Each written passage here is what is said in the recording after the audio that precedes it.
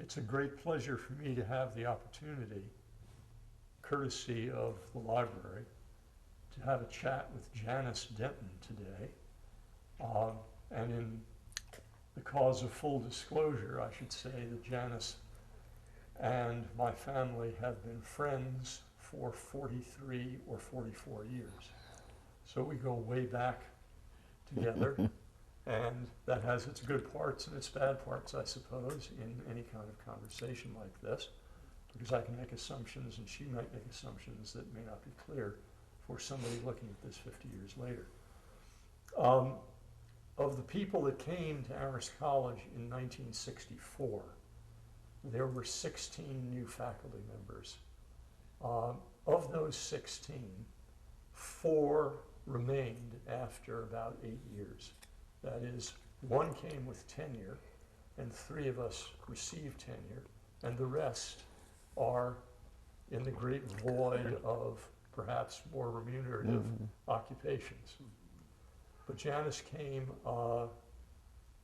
as herself and as the spouse of Professor James Denton in the mathematics department, whose specialty was statistics, and came, as I hope we'll see, in a variety of roles: herself, mother, faculty wife, friend, and worker of great things in the library.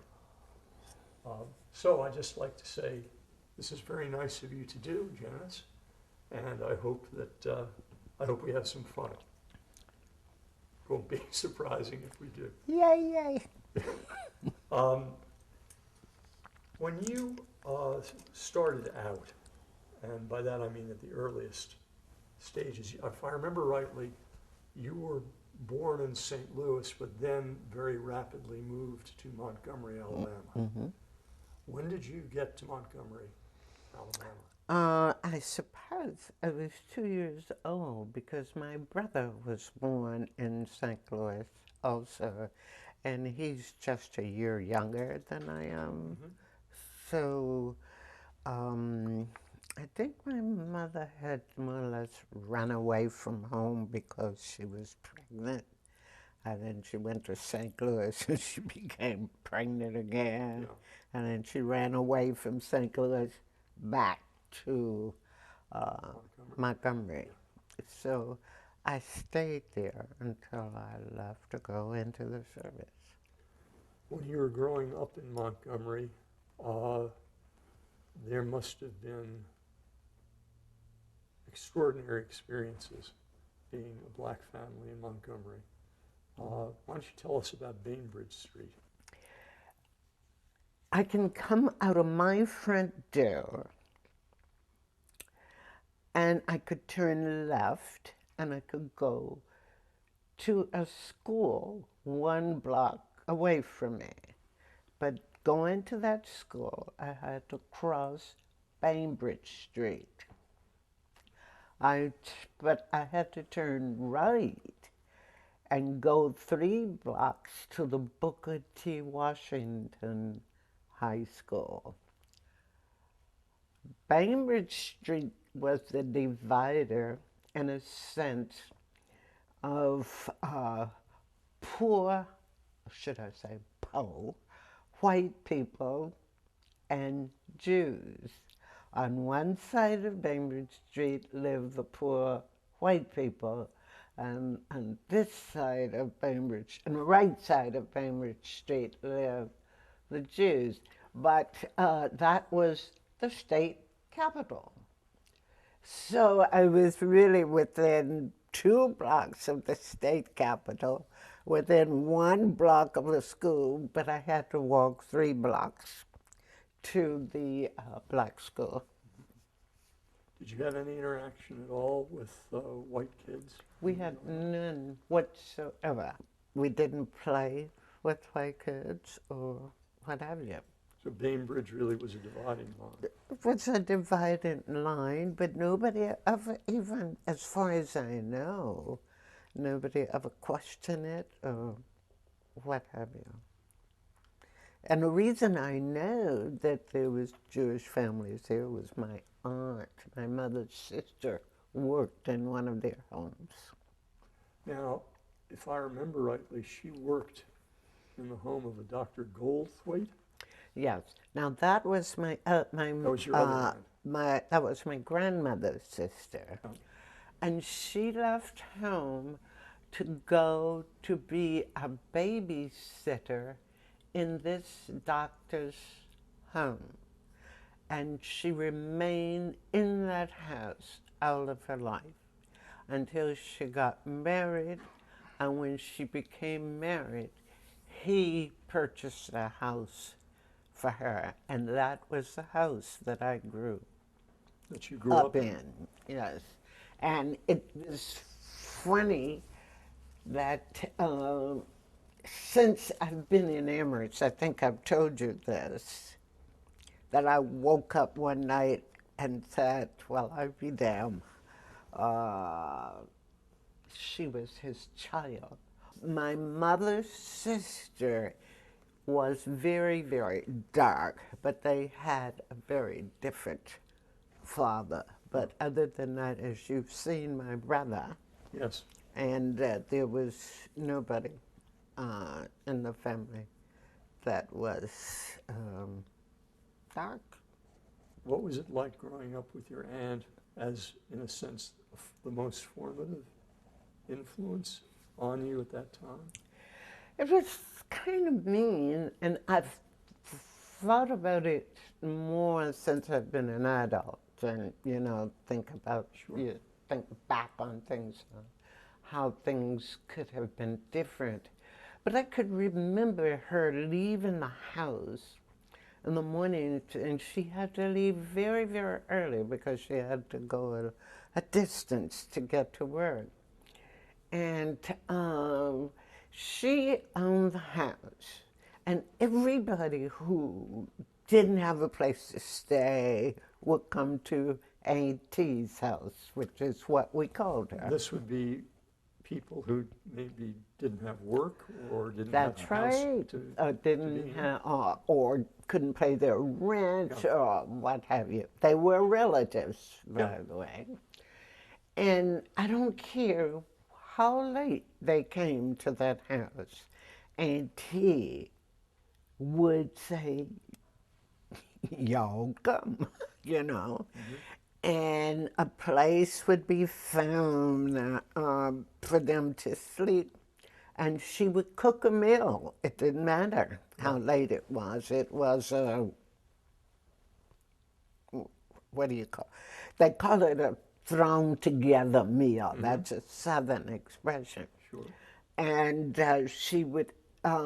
she had this iron flat frying pan. Like a griddle. Yes, but it was round. And she would pour boiling water. Boiling, I can remember that, but I can't remember anything else about it. Well, it's the imagery of the fire and the boiling water. Yes. And the dark stove. She would pour this boiling water in this bowl of meal. Now, what else was in the meal, I don't know. And she would make a ball, mix it up to a ball. And then she would put it on this flat griddle, and she would press it out so that it fit the griddle. Then, when it was brown on one side, she would flip it over and then brown it on the other side. Then when she served it, it was turned up, and there were the fingerprints of her hand. And I can honestly see that today, right now, because she did it quite a few times for people. And it was so good. That was the thing. Can you still taste it? It was really very, very good, and I cannot for the life, and I don't think my brother, who loves to cook, he remembers her doing this, but neither one of us can remember what, I guess because we didn't want to remember anything because we were not going to do this. you know, in our lives. This being, what was it that you did not want to do? Wake up at night and make bread for somebody in my house where everybody would flow into, and that's why I left. Yeah. Eventually, you know. How So, long were you? How long were you there? Were you there through all of grammar oh, school? Or all of through grammar high school and all through college. The college you went to now is Alabama State University, but That's right. Would you remind us what it was called It before was that? Alabama State Teachers College for colored people. And then it changed the name to Negroes. Then it just became Alabama State Teachers College. And now it is Alabama State University. What sort of courses of study did you take? I was supposed to be a teacher, so I was supposed to go to school, and I took the regular education courses and did practice teaching, and then went out and taught for 3 years and decided that I had to leave Alabama or I would be dead. So, What was it like? I mean, was there a heightened sense of political awareness that just came with being black growing up in Montgomery? I was just frustrated, I think. And there were a number of people who were satisfied being there because it suited their purposes and their images of themselves in life. And a lot of it was because in a lot of the families of friends that I knew, there were men in the homes. Yes. In my home and several other people that I know, there were no men in the home. And I've just come to this peace in my mind lately that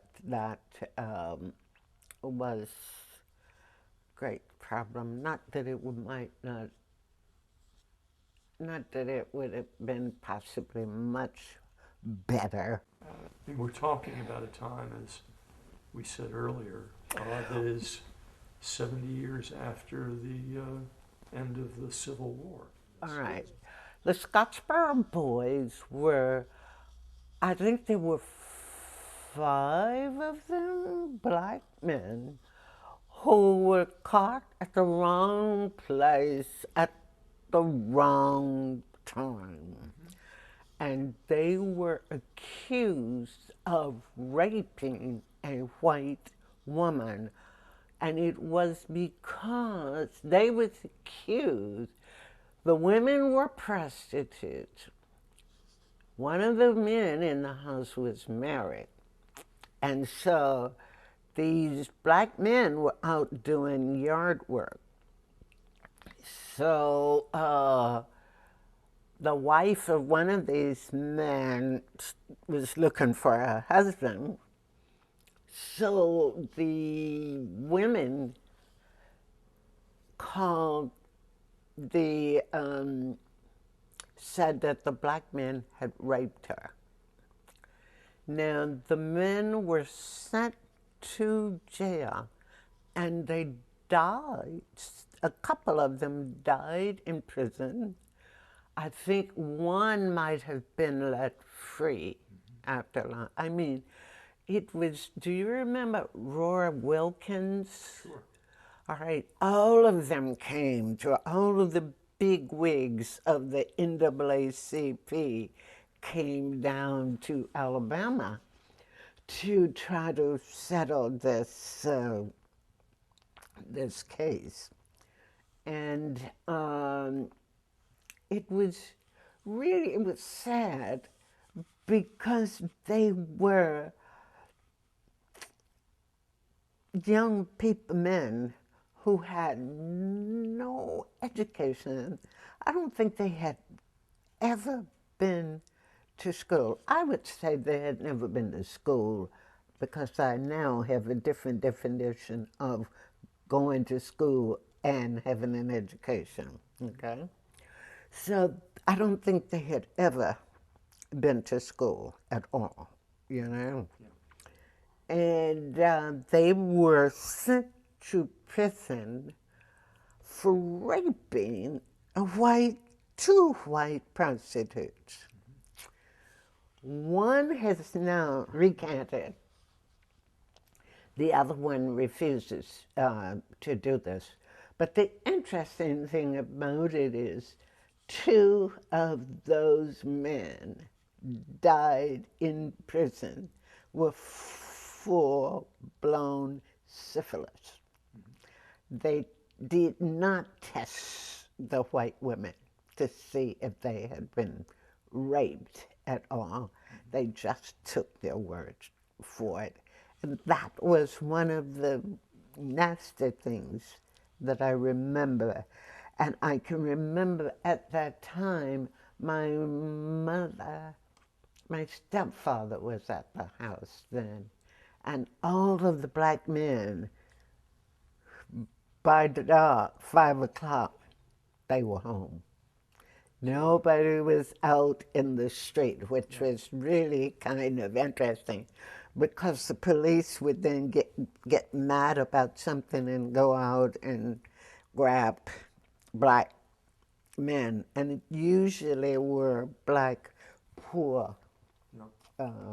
We were poor, but there's a difference between poor and po. And you were poor. We were poor. Not po. We were not poor because my aunt had a Had the home, house, you know, and I had clothes to wear, and I went to school every day. And my brother was baptized. We were baptized at the same time. I can remember that all little black girls wanted to have their hair straightened and curl, and Shirley Temple curls, you know, remember Shirley Temple?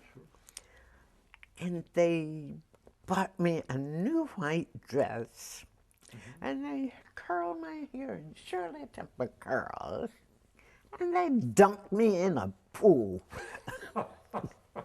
I was so angry with them. When I got out of the pool, I was fighting because and this was right in the church. This is right. I was so angry because my curls were gone. So from the teacher's college, you then went and taught for 2 years, you said? Yes. And then I decided then and there that I was going to get no place. This is what I was going to do for the rest of my life. And that I thought that there was some other options for me. I did not have any relatives who lived in the north, so to speak. So I then decided to join the service. Were there any other options other than teaching for a young black woman at that time? That was about it? No.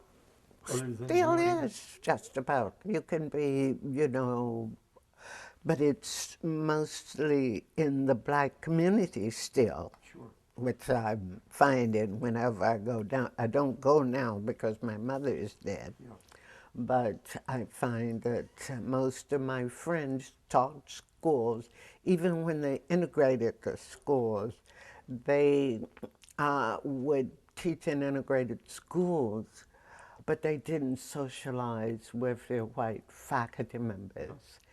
And they, if you want to know a true thing, and that is how segregation is going, go to a black church on Sundays or go to a white church.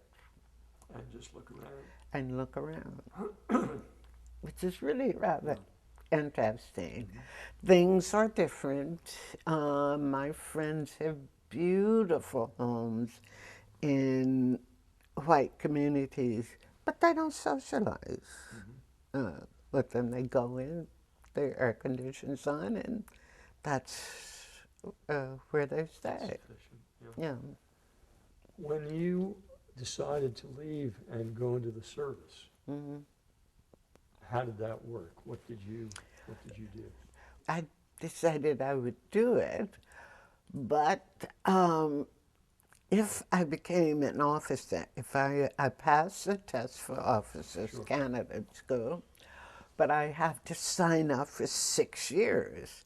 Well, I wasn't going to sign up for 6 years for anything, not knowing what it was like. Sure. So I decided I would do it for 3 years. Mm-hmm. And it was good for me. It got me away from Montgomery in a safe environment. Yeah. I was sent to the Chemical Corps, and I was what they call an SPP, Scientific and Professional Personnel. Mm-hmm. And I worked in the chemical lab, and if I told you what I did, I'd have to shoot you. But I don't remember what I did, so it doesn't make any difference. And that's how I met Jim. And he was working in one of the labs with me. And I think we were the only two black people around again. Jim was In the Chemical Corps. the man you subsequently married. That's but right. He was had done chemistry in school in He college. had done chemistry. He was, I can say this, that he was at a different level from me because he knew chemistry. And they were making the compounds, and I was doing the carbon and hydrogen analysis on these compounds. I never knew that. Can't tell you This is what first the time compound. you've ever told me this. Carbon I can't. hydrogen analysis. Yes, I can't tell you what the compounds were because God, I don't remember. I swear.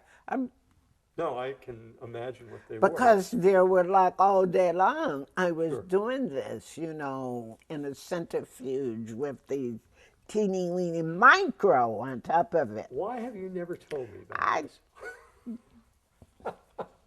Sorry, Dixon. It's all right, Janice. I'll remember You're this. not supposed to know everything about me. But Anyway, that's what I that's was how you- doing And Jim, having done chemistry at at Caltech. Caltech, He was doing, they were making up the compounds, and then they were sending them up to the micro lab, and there I was doing the carbon and hydrogen analysis on these compounds. yes. And it was really kind of interesting because I had never done anything like this before. And I didn't wear a uniform. I wore something like a lab, it was a dress. It was a neat little dress. Yes. But at the time that you're at the Army base is 1950. Must have been, I graduated from college from 1951. Yeah. And so let's say I had 3 years to that for teaching. And then I was So it's in the 54, service for 3 years. And then I came when I got out of the, because Jim was in Oregon had been accepted at the University of Oregon for a master's degree in mathematics. How did you find the job at Amherst? I mean, how did that develop? There were about 5 graduate students on the doctoral level. Yeah. And they all went out for postdocs. Yeah. Dwayne Bailey went to Yale. Then Dwayne Bailey was invited to come to Amherst. And there was this thing about there was no minority faculty at Amherst. Dwayne says, aha, I know just the person. Yeah. So he then got them to contact Jim. And so Jim came out here. And Cal Plimpton did everything he could to say, you know, y'all come. Yeah. And so he came back. And the interesting thing I did, and I don't know if I ever told anybody about this, but I read every book I could find on Amherst. And a lot of them were outdated because they said Amherst didn't have paved streets and that sort of thing. Sure. And I thought we were coming to the backwoods. Well, I discovered we really were coming to the backwoods, but they did have paved streets to the backwoods. I read every book about Emily Dickinson and this woman, Helen Hunt Jackson. Yep. I did all of the stuff, you know. I mean, I was really. I even was able to tell Jean something about the Emily Dickinson saga. This would be Jean Mudge, Mudge, who was that a writer she on didn't Emily know. Dickinson. And she flew to Harvard because they then had the papers, and because the Dickens, since the sister, while they had decided, I think, I don't know if this is just urban legend, but she wanted her husband to come to Amherst, and Amherst didn't offer him a professorship, but for some reason Harvard did. So she gave the papers to Harvard. Do you remember that? I don't remember it. I remember just that she left some furniture in the Emily Dickinson house, Yeah. but none of the real papers. No, no, real which is what we papers. like to Yes, have. and I can't remember. So then Actually, Jim decided, and you all decided to come to Western Massachusetts, yes. the little college on the hill, Yeah. with now paved streets, Yes. and start a career. Yes. And we drove up, and we had this 3-year-old in the back of a Volvo station wagon asleep. And we had, because she didn't want to leave her friends in Palo Alto, we told her she had read Snowy Day and Make Way for Ducklings. Ah, yes. Yeah. And we drove up to Merrill Place, and we said, "Wake up, baby, we're here." And she woke up, and I can see her head today, looking around. Where's the snow? And this is in August. And we says, "Well, baby, it doesn't snow right now. You know, it will snow." And she says, "You guys lied to me. You promised you would never lie. And you always told me not to lie. But you lied to me." 3-year-old Jim. 3-year-old. Yeah. And she said, "And I suppose there is no duck boat either." So the next Sunday, we went to Boston. Yeah. And I have a picture of me sitting in that cotton-picking duck boat because she had made sure that, we had to prove that we were not complete liars. Yes. So we did do that, and it was fun. That was welcome to Welcome to Western Massachusetts. Came to Amherst in 1964, the great entering class of faculty of 64. Bill Ward came as a Yes. tenured professor. Yes. John William Ward, and he What was about this- Pickens? he came, I think, the year afterwards. I thought he came the year I same think year. he came the year afterwards. And Jim Denton, Gordon Levin, who was a Bancroft Prize winner in history. She came to Amherst with Jenny in tow, a small 3-year-old, about so big, who crazy people gave flowers to. And Jim, who was the first black professor at Amherst College, and yourself. Yes, I was the first black lady of Amherst. That's right. There was an organization. How did that work? Tell us about that. I have to back up a bit and talk about the cocktail parties that Cal Plimpton had. Remember? Calvin Plimpton was the president of Amherst College for Amherst.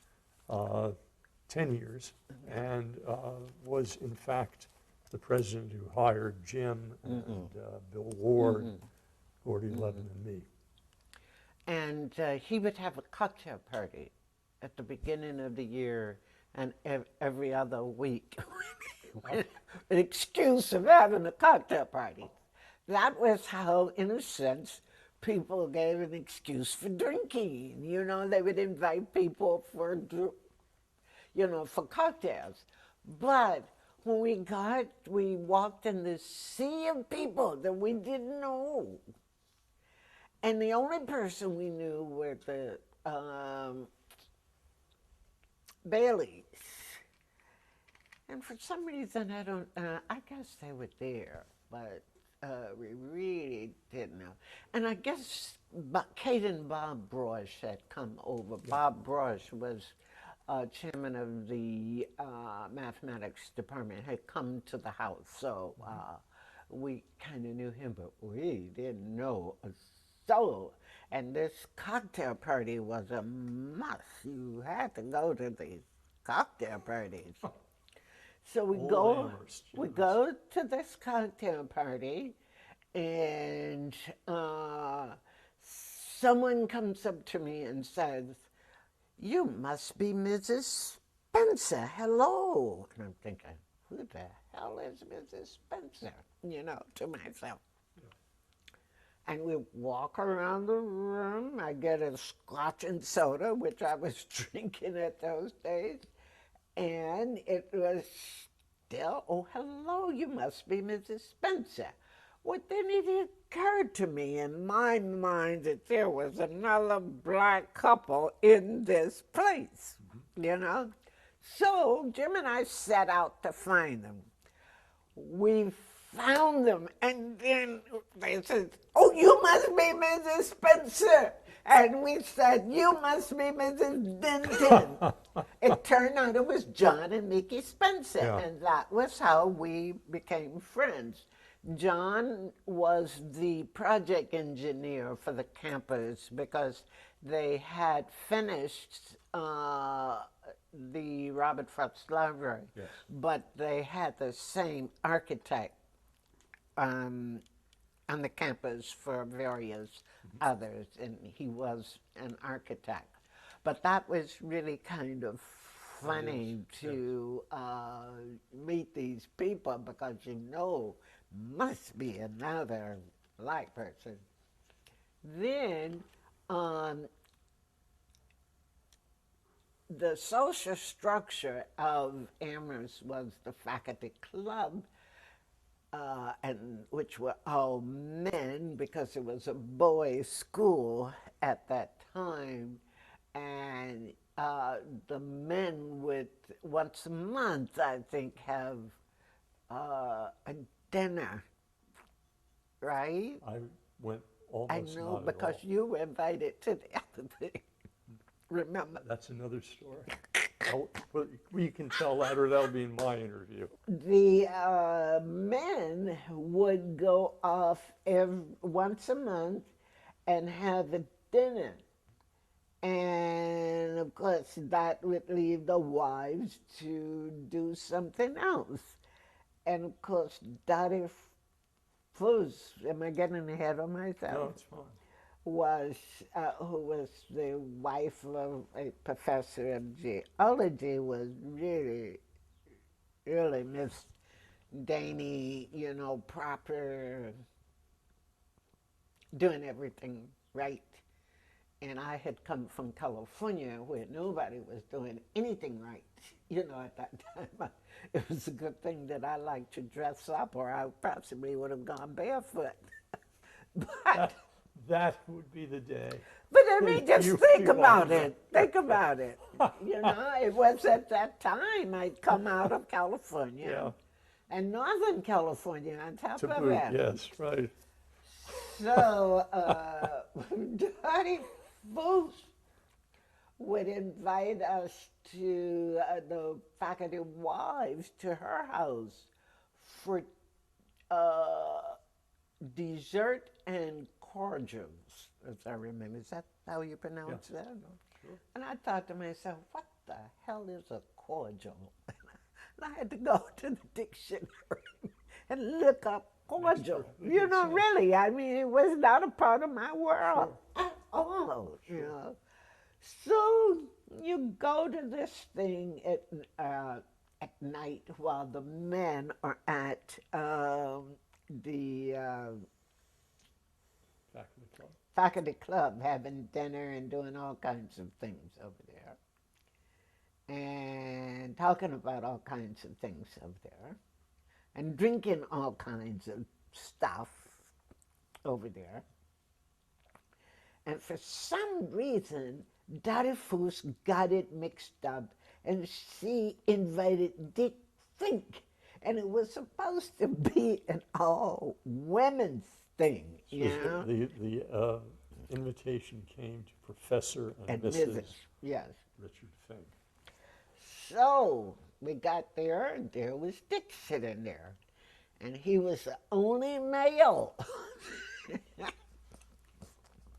You got that right. in this place. And it was really funny because Dick and, Cal and King Turgeon came to tell the ladies of Amherst and to introduce the new ladies of Amherst to the life of Amherst and the proper life of Amherst and the jokes they had performed and about, I don't know if you remember this, somebody rolling down the hill. Stark. Yeah. Stark naked in the That's snow. right, in the snow. And I'm thinking about what kind of place have I come to? Yeah, you know, I'm sitting there, you know, thinking about that, drinking a cordial and holding my little thumb up for some tea, you know, really. Now, I've come from Northern California. Now, you got to remember the tea and Another meaning. and cordial, you know, really. So that was all right. Dick soon discovered that he was in the wrong place.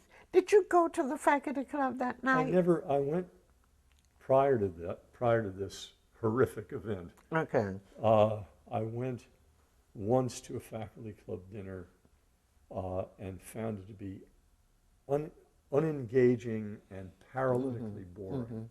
Because Did it was you take Rose? That was another time. Oh, okay. The first woman faculty member at Amherst College was Rose Olver in psychology, and I thought it would be a good idea to go and take her to a faculty club dinner where Because only she men had not been invited. She had not been invited, so I called her up and said, "I'm She was going." faculty, Exactly. you know. I'm going. You come with me. We'll both go. Well, maybe we'll hate it, but we'll both go. She said, "Fine." We walked down the stairs of the old white mansion where the admissions office is now, and conversation just stopped. Yes.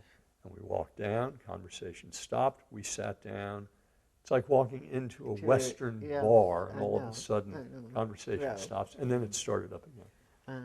I went to 2 meetings of that incredibly stuffy, unmitigatingly boring group. But perhaps not quite so boring as the ladies of Amherst was. And then they had the teas once a month or so. And so I decided, well, I wasn't going to these things. I didn't have a babysitter, and I wasn't going to leave my baby with anybody that I didn't know. So I decided that I wouldn't go. And so I told Barbara Ward that I was not going to those things. And she told Ruth Plimpton, The wife of the president. who was the wife of the president. So Ruth Plimpton, we were living in Merrill Place at the time, decided she would pay me a visit. And at that time, this morning, I had taken Jennifer to Miss Strong's kindergarten over there because she had been in school before we came here. A play group. Yes. And we had an old television, and you had to bang on it before it started, warmed up. So you could turn it on, and it would take an hour or so before it would heat up. So by then, I had left home and had gone to take her to school. Well, when I returned home, I found a card. Mrs. Ruth Plimpton A calling is card. calling with a calling card, and I'm thinking, Jesus, what is this? I had never had a calling card. So I called Jim and I says, Jim, I think we better pack up and be ready to move. I said, you know, I took Jenny to school and I left the television set on. And I could hear the television set blaring as I came up the stairs. And then I got this card in the door, and this woman, the wife of the president, has been here, but nobody answered, you know. Oh, So, because I wasn't there. Sure. He says, oh, Janice, don't worry about it. We'll leave anyway when we get ready. Just called her and acknowledged the fact that you had gotten a card. So I called her and I explained to her about the old television set. And she then told me, well, Barbara Ward tells me that you don't like the ladies of Amherst tea. And I said, no, I don't. And she says, well, would you tell me why not? I says, well, the dean of faculty, Mildred Porter, calls me Mrs. Spencer. The wife of the dean of the faculty. Yes, Yeah. and I am not Mrs. Spencer. And then several other people call me Mrs. Spencer. I said, I don't like being called by someone else's name. So she says, Janice, would you promise me that you would come to the next faculty meeting? I said, okay. I mean, next tea. So I went. Lord, I'm telling you, really, I'm sorry. Mildred Porter, who was a tall woman, floated up to me and says, hello, Mrs. Denton. See, I've called you by your right name. Out the door. That's something. Why should I come Sure. to the tea? Then I went around and Ann Bain says, well, you didn't come to such and such a thing.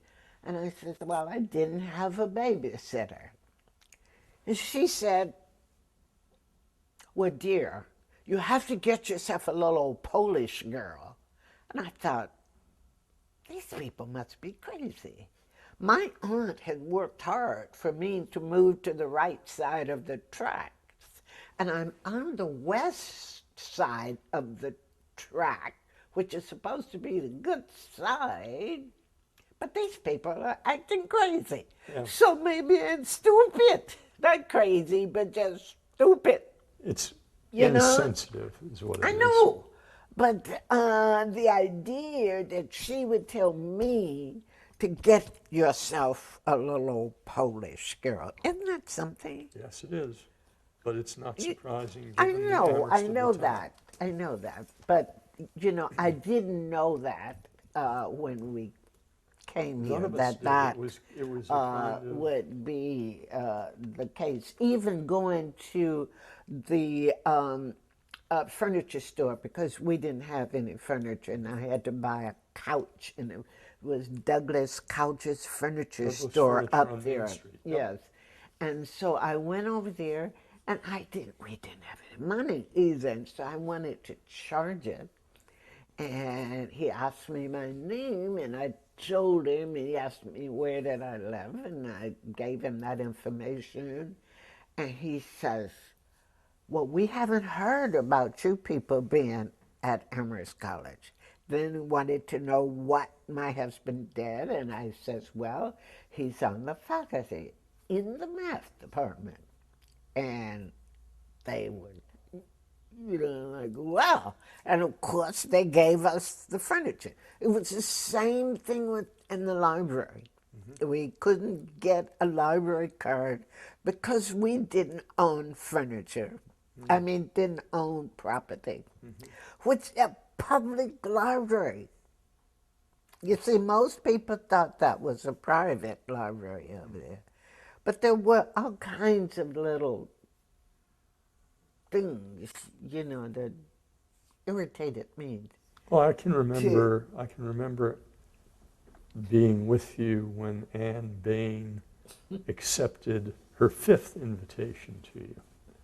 And you said, I've met you before. And she said, well, I don't think we have, dear, and carried on in that sort of mindless upper class pretense of upper class existence that really was in full flood here. It really was. And I don't know if, we had you guys for friends. And Jim, it was always Jim standards off, but I needed friends. And I sort of thought I had you for life. And,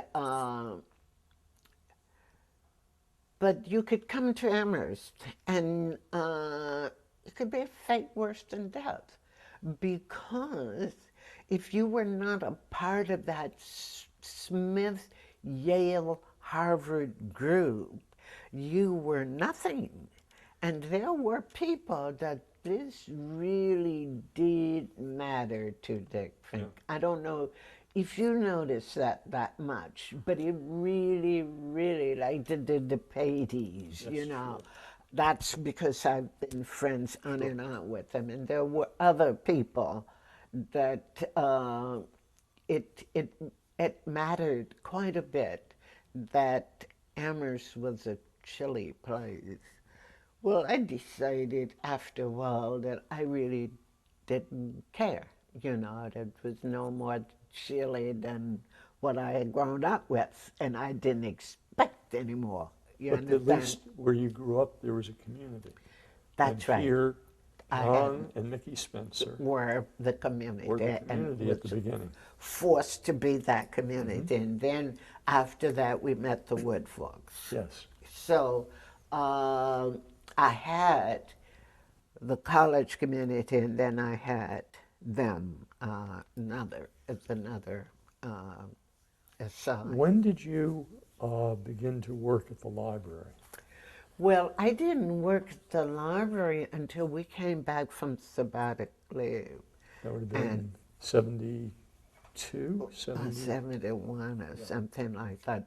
So you started to work at the library, and what was it part-time, or did you start part-time? I worked part-time. Who was the librarian then? Oh, God, her name was Louise Addison.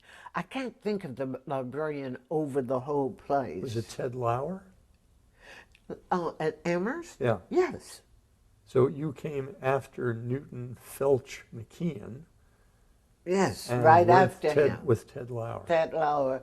And Dick Cody was librarian, so to speak, which was really not nice to have happened to Ted Lauer. Lots of tension in the library. Because he was not one of the old boys. Sure. You understand? And so there was lots of stuff, ugly stuff, not so nice. people do to each other? Backbiting. Well, I mean, Dick Cody was not a librarian, Yeah. but yet he got only the attention. He was invited to Sure. this party and he was invited to this, but Ted Lauer was not invited to any of these things. He was treated worse than we were. We weren't treated Well, bad. you had- Don't get me wrong. Because I wasn't going to let it touch me anyways. But Well, so you started in the library. Did you start in the reserve desk? Did you start in special collections? remember, I started in the science library. You I'd forgot? forgotten that. Yes. I apologize. Part-time. Yes. And then I worked there for a year, and then I moved to circulation in the library. Now, while I was at the University of Oregon, I went to school for librarianship. Really. Library science? Yes, Yeah. but it was supposed to be in schools librarianship. I was trying to get a degree because I had a degree in elementary education. Yeah. And, but we had to leave before I can finish, really, 4 hours short of the degree, because Jim got the postdoc, and we couldn't stay for me to do that. Then we got down to Palo Alto, didn't know anyone that I could leave Jennifer with. Yeah. You know, she wouldn't allow me to leave her with anybody. So that was that. Yeah. You know, I just, you know, when you decide that something is just that, that was it. I decided I couldn't finish this degree. Yeah. So I came to Ted Lauer, and there was a place in the science library, and I think we found out that Nancy Buck had been over there, and for some reason she had messed up the card catalog. So Ann Ely, who can vouch for this, and I had to rip that card catalog apart and redo every card because they were not filed correctly. And that was my project. Then I went to the main library, and I stayed there in circulation. And then interlibrary loans started becoming more and more and more and more important, you know, and on the volume of it. You'd have no idea the volume of books that are sent even to Russia. Yeah. And I could go to the catalog, the computer first thing in the morning and pull up the records, and there would be a request from Moscow, and believe it or not, it would be Tolstoy in English. And I could answer them right then and there, yes, I have it, and it's on its way. And that was the beauty of interlibrary loan, and it still is the beauty of interlibrary loan. Now it's magnificent because it covers, first of all, any library in the state. Sure. Plus most academic libraries. Sure. Now, one of my reasons for asking about circulation and interlibrary loans comes back to the question of black community. Comes back to the question of your being, once again, one of few black faces in the library. How did the students, Mort was there, how did the students come to the point of treating you as family and you treating them as family? Well, in the beginning, it was really quite a different thing. There were black students that I could identify as black, but you couldn't identify as black. And they would pass you and they would look at you like, please don't out me. I see. Okay? Yeah. And I can give you a couple of names if I could remember, and you can go back to the yearbook and you can go through there, and the kids look just as white as you do. They had passed. Yeah. And they did not want to be identified as black. But there were several other kids, Walter McKeon, who came to the house and sat down in Mirror Place and said, welcome us in. And if he could do anything, you know, he would be glad to do it. And I let him babysit with Jennifer, and she screamed all the time he was there, and he was so nervous. We had gone over to one of those, remember the frat house? You guys were made Oh, we were honorary members, advisors. Yes, that's advisors right. of the frat houses, God. and you had to go to their cotton picking. I'm God. sorry. No, you're absolutely right. It was appalling. Cocktail parties. Thank and God I it's went to changed. one, and I decided, well, That's I'm enough. not going to these. Jim can go. Yeah. I mean, it was just, I just had to be myself, you know, and that was kind of hard because this was a community that I don't want to preach, that did not allow or have open arms. I had come from a black community in the South, Southern Black Baptist, where it was y'all come. And I had gone to the service where they were like, y'all come, but for another reason.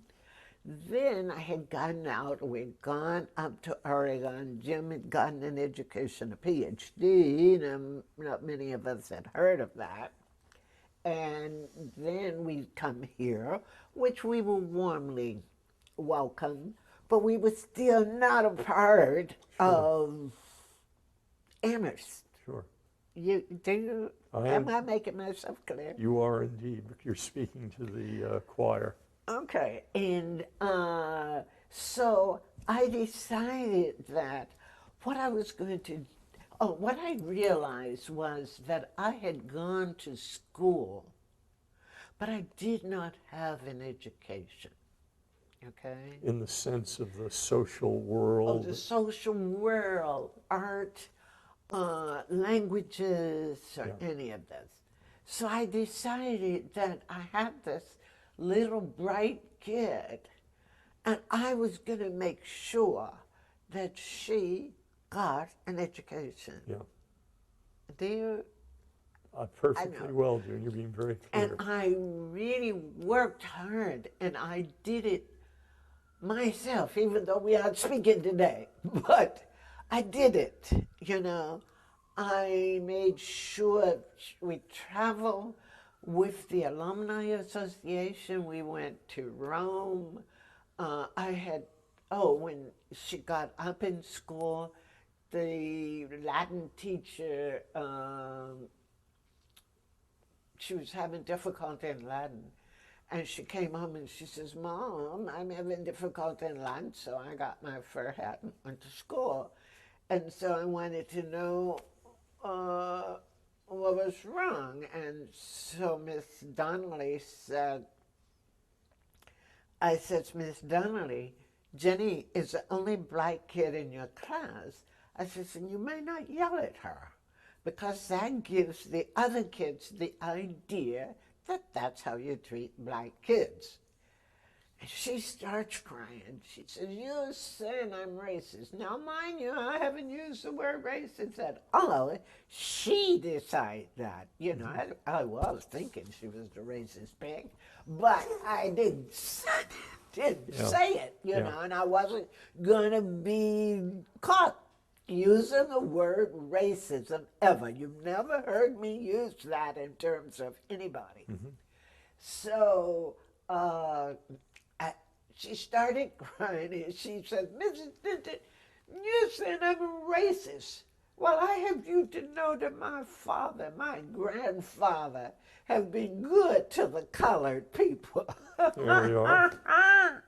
Well, listen, Dixie, we were not even called colored people then. Yeah. We weren't even called Negroes. We were African Americans, you know?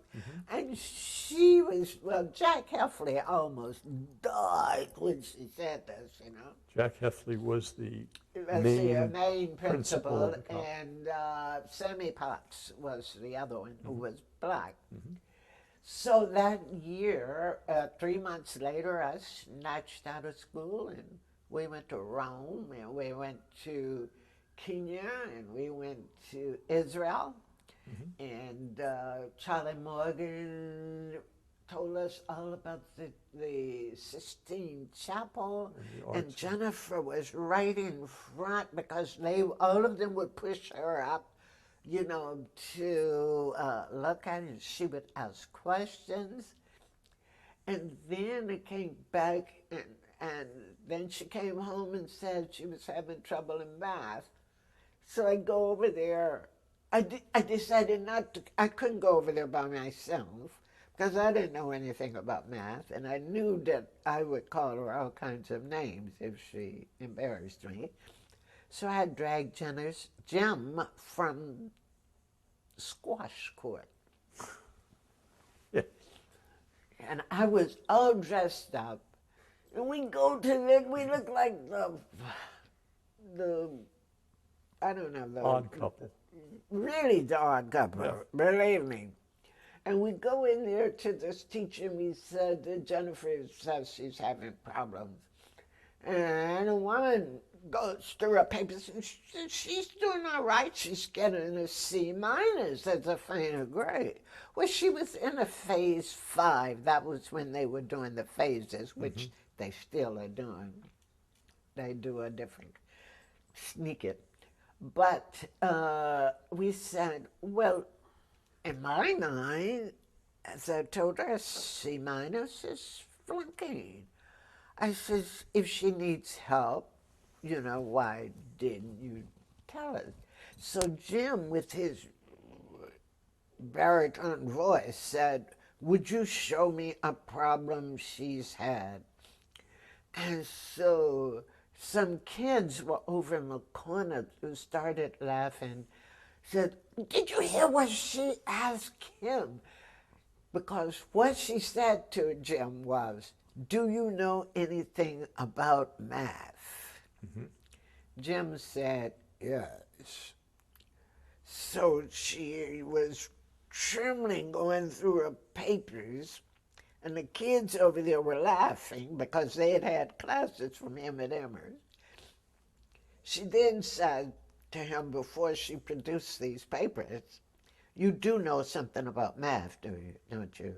He said, lady, I am chairman of the mathematics department at Amherst College. Now, would you give me examples of every problem that she's had? Well, I have you to know, and Jennifer has not forgiven us for this yet. She had to get off the school bus, march to Williston Hall, and Jim made her go through every problem she had had in math. He found out that she was pretty bright in math, but she was lazy. She wouldn't learn the formulas.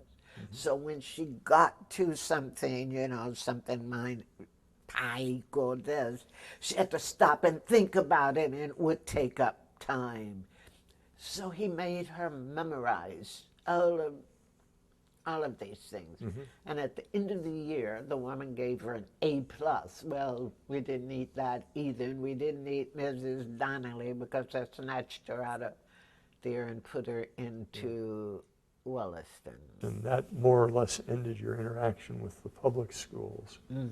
But still, you were working at Amherst, and there were kids 2 or 3 years older than she who sought you out in the library. The class of '87 Was back for a reunion? were back for a reunion, and they came to my house, pulled me out of my house, and then went to Jean Moss's house and pulled her over there. Now, isn't that a nice picture? It really On is. the right is where Jennifer was here. And guess what? She maneuvered herself to be next to Jeffrey Wright, the movie star. Yes. And he has his arm around her. Isn't that cute? He's a wonderful actor. Yes. You remember, Donna, do you remember Alice and I were in In Westminster London? Abbey Yeah. in London? Yes, yes. And we were the only people in the chapter house. And there's this mother and son walking around there and looked vaguely familiar. And he comes up and says, "Aren't you Dean Fink?" I said, "Yeah." He said, "Well, I went to Amherst College." And then the penny dropped, and I said, "You're Jeffrey Wright, and your work is terrific." Yeah. He was in London for the opening of Basquiat, Yes. which is what he was part of. It's Jennifer that. is here, and Jeffrey Wright is immediately next to her. This would have been the class of '87. 87. And they were fairly for the- recently. This was this last month. But how was it that you were connected with them? Why Well, would they have done that? Several of the girls had worked in the library with me, so I had known them. And it was really funny because one of the young women, her name is Cherie White. Yep. I guess she's right there. Right there. Yes. She was having, oh God. It's a social organization, and it's supposed to be a service organization, but it's a sorority. And it does start in college, and then it's called Alpha Kappa Alpha, or AKA, and it's the oldest black women's service organization. Really? And I'm a member of that, not active, but Yeah. I am a member. And I joined thinking that Jennifer might like to join, but she swears she's not going to have anything to do with the sorority. So this young woman had applied to be a member and was on what we call line. You know, that's when they're going through probation to be inducted. And she had a blonde streak in her hair and had this streak all along. And the sisterhood insisted that she remove this blonde streak in her hair. And the funniest thing about it is that it wasn't a stupid blonde streak. It was a nice, it really did look nice, you know. I don't know whether it was blonde or whether it was just rid or something. But it wasn't an affectation. It looked. That's right. And they insisted that she got rid of that.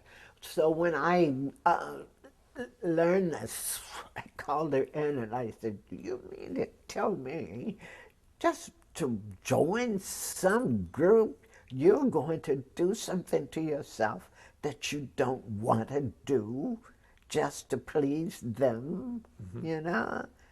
And of course she wasn't strong enough to not do it. She did it. Well, she's 18 or 19 years Yes, old.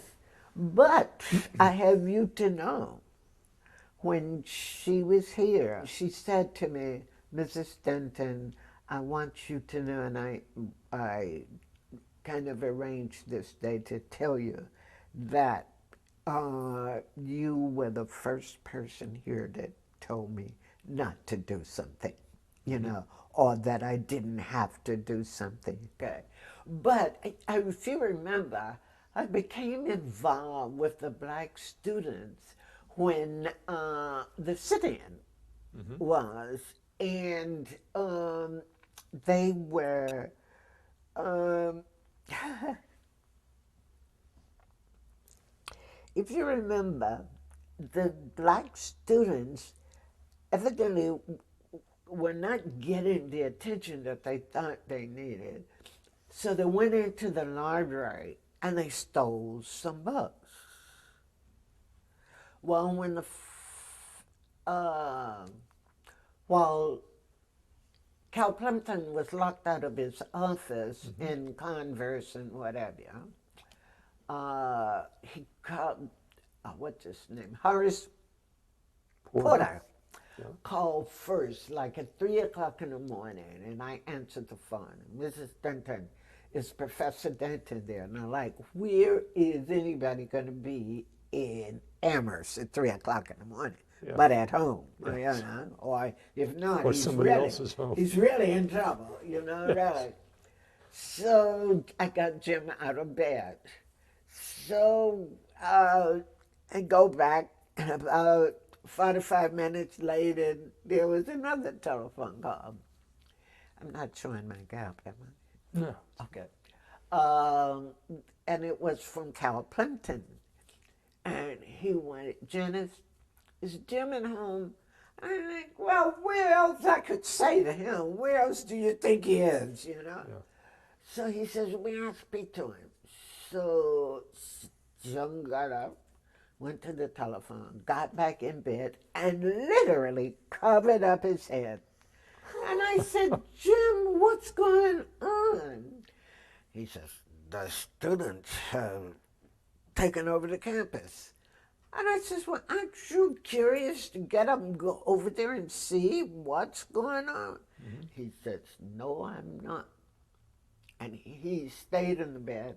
I got up, put my coat over my pajamas, rolled the Volvo out of the driveway, and came over here to see what I can see.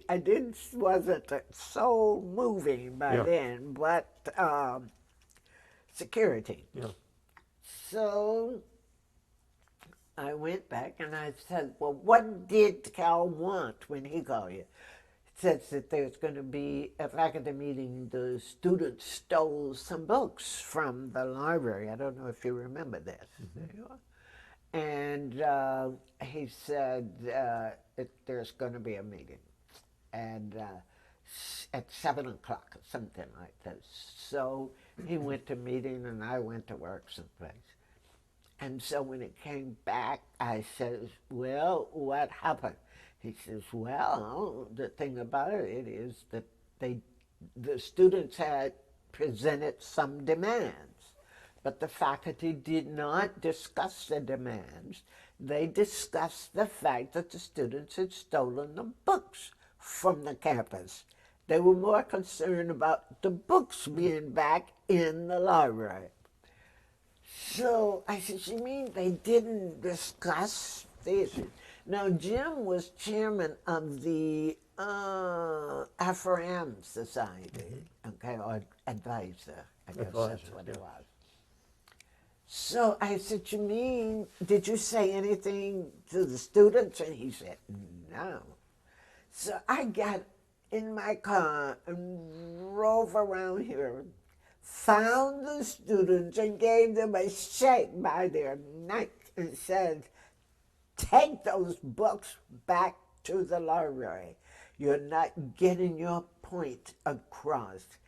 If you do that, I will go in that library and find out if they, because the issue was the library did not have any books that was relevant to Black issues of the day. And they were right. I went in the card catalog, and I went card by card by card by card. Do you remember when the card catalog The big oak cabinet was standing out there In the in the middle of the- middle of the floor. Yep. I went because I could find no books by Leroy Jones, possibly didn't need those, but I could find none by James Bowen. Was I could- Invisible Man there? even? No, Yeah, there you are. not Invisible Man. There were I could have been, but really I went through all of. I can tell you the 3 books, and I think it was a history of slavery in the United States, and another one was a book by Dr. Cook. Mercer Cook? Yes. Is it Mercer or? See, they were. there were 2, there were yes. 2 of them, but both had Mercer in their Yeah. names. Yeah. The older man who Yeah, I don't graduated remember. in 1929 or something like This that. was a black, with a black man who with graduated some 80 years ago. what was the judge? Hasty, Bill Hasty. Well, then I need to tell you about that group of black people who came here to Amherst College. So I went out there and I found them and I said, why did you steal the books? I said, they're not discussing your issues. And their return to me was, Mrs. Denton, we didn't steal the books, we took them. And I says, well, what's the difference? Well, we're going to return them. Yeah. But if we stole them, it meant that we were going to keep them. All right? These fine distinctions, yeah. That's right. So I said, take the books back, and I will help you with anything you have to do about the library. I went up to the octagon, I pull out drawer by drawer, and while I was working at the university, I would file them, which no filing had been done. And there were books piled up because Newton McKeon was not going to put his hands on any black books. Yeah. So they would just pile up in Ted Lauer's office, but he had other things Sure. to do, you know, and I then catalog the books so that they can get into the Circulation. You know, really, Well, when I after- think about all of this, I should run screaming. Well, but you were an integral part in, first of all, bringing the library in that aspect into the 20th century. And secondly, probably with the demise of the old boy aspect of the library and the librarianship, Will Bridingham was the first outside librarian Yes.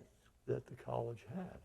Yes. So you had considerable influence, I would reckon. Yes, on, because I was on the Selection committee. selection committee, Yeah. which was really nice. And I must tell you that after that, things changed. Even though Will Bridingham was, his office was always open, and I just sort of thought I could float in anytime. But there were other people who did not feel that way, that it was open to them. And I don't know what it was about me that Well, I just... You have a way of being able to persuade people and engage them, whereas other people there. That's right. They didn't would have the same sit thing. over and grumble, grumble, in the corner, and then I would go to it. And one of them was about Will's green jacket. He will kill me. Where is he? He's not in here. I don't know. I have to tell this. He was married before, and she gave him a green, I mean a vile green sports jacket. Like the Masters tournament jackets, which And- people really want, not this one. He had the nerve to wear this jacket to the library. You sound like old Amherst now. Well, Have to dress just so. well, no, but he could dress in that green jacket. So nobody else had the nerves to say anything to him, you know, about it. So they say, Janice, you're a faculty wife. Why don't you say something that it's UGLY? Mm-hmm. So I meet him in the, if you've been in the Robert Frost Library, well, you know there's a big lobby. And it's different now because there was a card catalog on the left. I meet him in the center of this library floor. He's going one way and I'm going the other.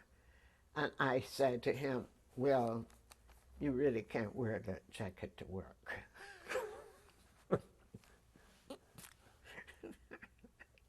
And it stopped him in the middle of the floor. And he really was, in those days, Mr. Proper. But it really relaxed him. He says, you don't like it? I said, no, and it doesn't even look nice on me, on you. He said, Maribeth bought this jacket, and I have to wear it. I said, well, you take it out of the house, but just don't wear it in the library. And it was funny because he and I just started laughing in the middle because it was really funny episode, you know. Yeah, that raises a really interesting question because it comes back to something we've been talking about throughout a chain throughout all of this. And that is, did you find in this situation, relatively unique, except perhaps for Lita Bailey, another faculty spouse who worked in the library, did you find that there was any difference in the way that you interacted with, say, Will or with, say, your supervisors because you were a faculty wife? Yes, I did. I noticed that, and even though I was not professional staff, I was staff hired, or what do you call that? Yeah, not trustee appointed. That's right. Right. It just didn't make any difference, you know, to me. And even the professional staff felt insecure. You were able to be, in a sense, in loco parentis to black students who came from wherever and needed to have comfort and aid and assistance, and you provided that for them. You also started Black History Month. How did that begin, and how did you engage yourself with that? Well, it just seems that this was such a white college, you know, even though they had 150 black kids here. They just sort of faded into the woodwork. And I started that with Ted Lauer. Yes. I would go to the alumni office and ask them to give me a printout of all of the black graduates who were in science and have continued in science. I would then write to those students, ask them to send me an up-to-date VTI, any materials that they've published, and a present picture. And they did it. And it's in... So that's how it began. That's how it began. But I can go on and on forever.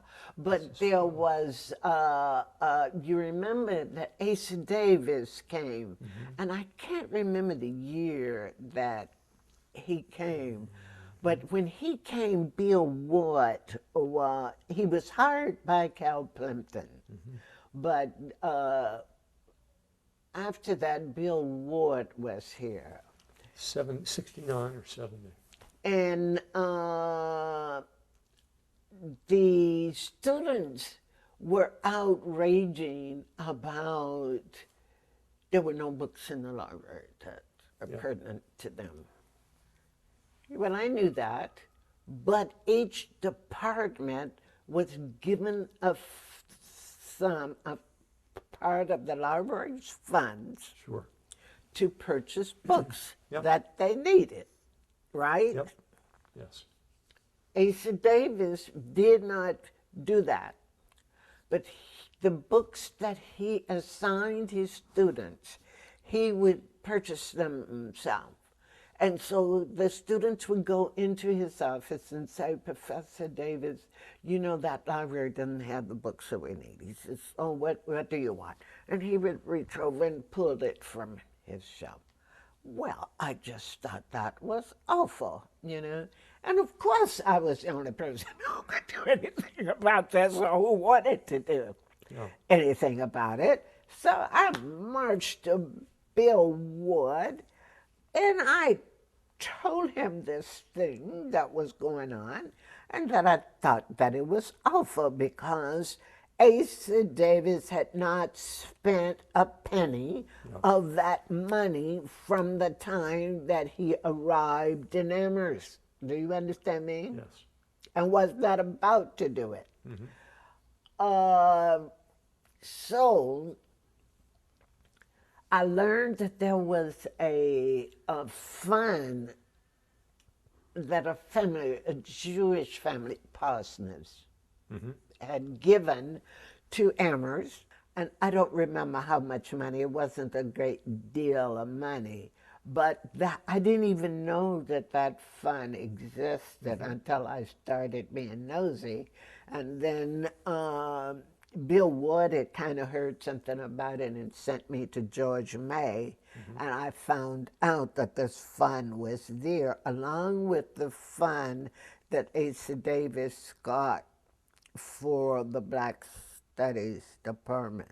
May I just interject the statement that Asa Davis was a black historian who came in about 69, I think. Yeah, I don't remember. Something like that. Well, we were on sabbatic leave, I think, and he was here when we came back. And was a very complicated man. Yeah. I think that's fair to say. And did not necessarily support the Black Studies program with the enthusiasm that he might have done. No, because neither one of them, like Mavis Campbell, they came here as a part of the Black Studies Department, but they did not want to be considered black faculty. They wanted to be a black historian or a black this or that. Well, I got the money. Bill Wood then decided and changed my job description that part of my job would be to select books for the Black Studies Department. So if Asa Davis didn't spend the money, I spent the money. Each year I did that, you know. That was really, probably was a couple of $1,000 a year. Yes, that was really something that I was that nervy. Well, you've never been shy. Well, I mean, there was a time all of a sudden I awoke and I'm in this place. So what do? Do you make it successful for you? You have a child, you want her to have an education, not just going to school. Yeah. And that was when I realized the difference between an education and going to school. You know, I never had any languages at all. I had a little bit of art history and a little bit of music appreciation. And Jennifer went from her secondary schooling to Bryn Mawr College. Yes. And then from Bryn Mawr College to the University of Rochester. And she was still taking Latin when she got there, which is really interesting. She is today a practicing physician in Boston. Yes, and on the teaching staff of Harvard. And that is the life that evolved for you at the college. mostly through your own doing. Would you say that it was worth it? It was fine. Really, I've had a good life. And I think I'm glad that we came to Amherst because I don't think anyone down Woodside Avenue at Merrill Place would have allowed anything to happen to Jennifer, and that was my major concern. You see, I really don't. And I think I don't care whether anybody down there was racist or not, they didn't exhibit it. And she was just one of the crowd. One of the kids. Yes. Yeah. And this is in the faculty residential area of where there are many faculty houses. yeah. Hitchcock, Woodside, Orchard Street, and Merrill Place. And we lived in these houses for 31 years. And then I got divorced and moved to, where is that I live? Out in the woods. Echo Hill. Echo Hill. But no, it's been a good life, Dick. And it's because I still have the campus to do things with. I can go to the museum. I go to the concerts as you do. And I have friends that I've had for all of these years. And now that I've retired, I really, and I'm getting, or I am old. I just, and you start thinking about what are you going to do with yourself and where do you want to go. I don't want to move from Amherst. So. Do you find at the end of the day that when you came here as the sole black faculty member, one of two black families, in 1964, that's 43 years ago, do you find that there's been much change, not just in the college as you've described, but in one's life? You know, there's the town of Amherst, and then there's Amherst College. And we have lived on this campus for so long. And there is a world out there, but we didn't have any need to go out there because everything was there that we needed. Swimming pool, baseball diamond, skating rink, even the trustees built a little elementary school for our kids to go to nursery school and kindergarten. The only thing that's missing is a company store. That's right. I am now doing something. I am volunteering 3 days a week at the senior center. And it is my touch with reality, you know, really. I mean, it really is.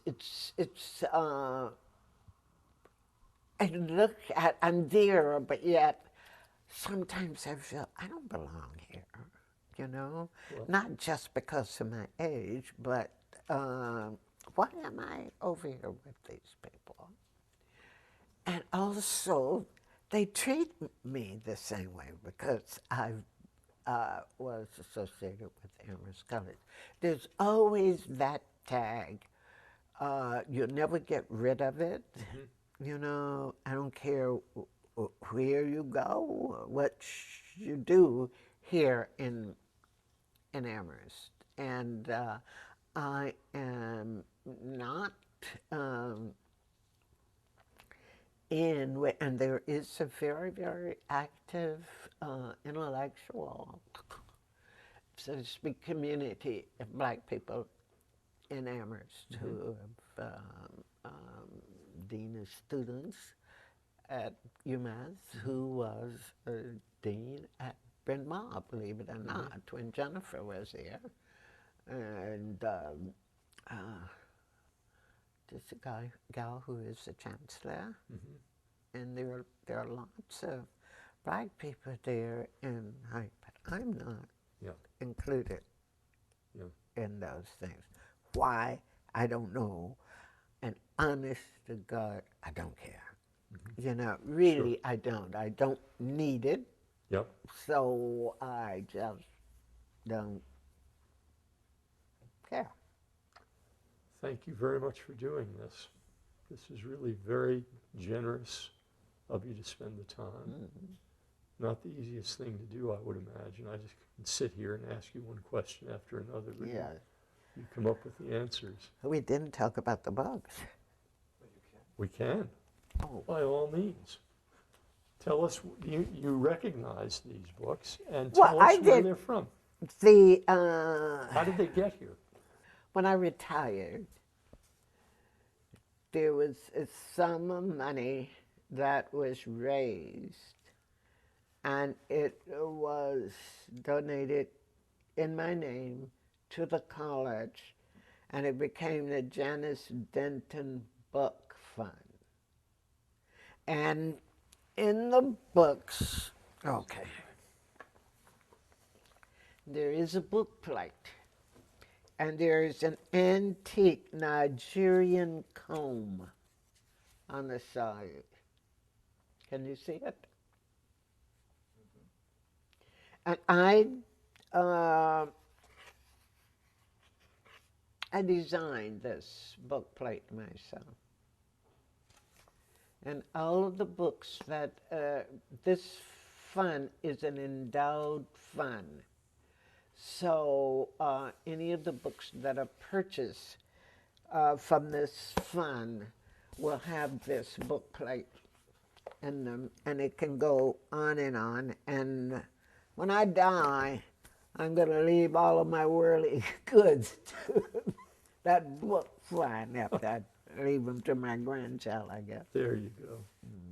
At the end of these 3 hours, or whatever it is, I hope that you got a sense of the context of this extraordinary woman's life, coming from where she came and winding up where she wound up, all that she went through. To me, it is not just deeply moving, it affirms a kind of process that can go on in a society that, while constricted and constrained in many ways, and Janice is representative of that, still can be transcended, where someone can come from the wrong side of Bainbridge Street and wind up sitting here in this library. You'll never forget that. No, I will not. We've known each other too long. Okay. And wind up sitting here in this lovely little library at Amherst, having made a significant mark, not just in the evolution of her life, but in the life of the college, not just as a faculty spouse, but on her own terms, helping undergraduate students who are black, helping the college as an institution be more attentive to black issues, and as we saw at the very completion of our conversation, the enduring quality of a book fund that will continue to buy texts dealing with subjects that were absent completely from the Amherst collection when she first came. It is an enormous pleasure, and with great affection, I hope that was clear from our conversation, that we mutually have, that we were able to do this. Society here going on. That we were able to do this today. So thank you very much. It was an enormous pleasure for me.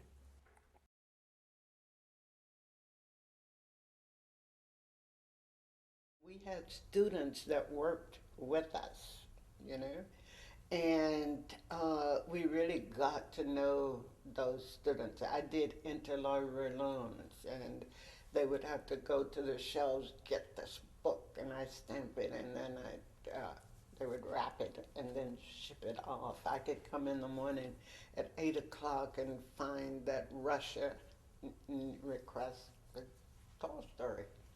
And I would say at 8:30 I could tell them the book is here and I would have it in the mail. So those students who were on work studies would be there in the library, and I really got to know them because there was always one who worked with me full time. And a funny thing happened with one of them. He was wearing a big hoop in his ear, an earring, and on this hoop was a parrot. And I had this thing that I did to students that I would walk up when they did something crazy. I would walk up and say, "What would your mother say about that?" So I said to him, "What would your mother say about that?" And he said, "Mrs. Denton, she hasn't seen it and she won't see it." Well, at commencement, I always go to graduation. And this student was running around all over campus looking for me. And when he found me, he said, "Miss Denton, I was going to come to your house because I had to tell you this." He said, "My mom came and she wanted to know where was the earring?" And I said, "What earring?" And she says, "You have a hole in your ear, stupid." Isn't that something? And then there were just, I would have lunch with kids and I would invite them, we would invite kids to dinner. This was a residential campus in the olden days, so students were really a part of your life. And of course, I do have lots of white student friends as much as black student friends. And now their kids are coming back to school, and I'm called Aunt Janice.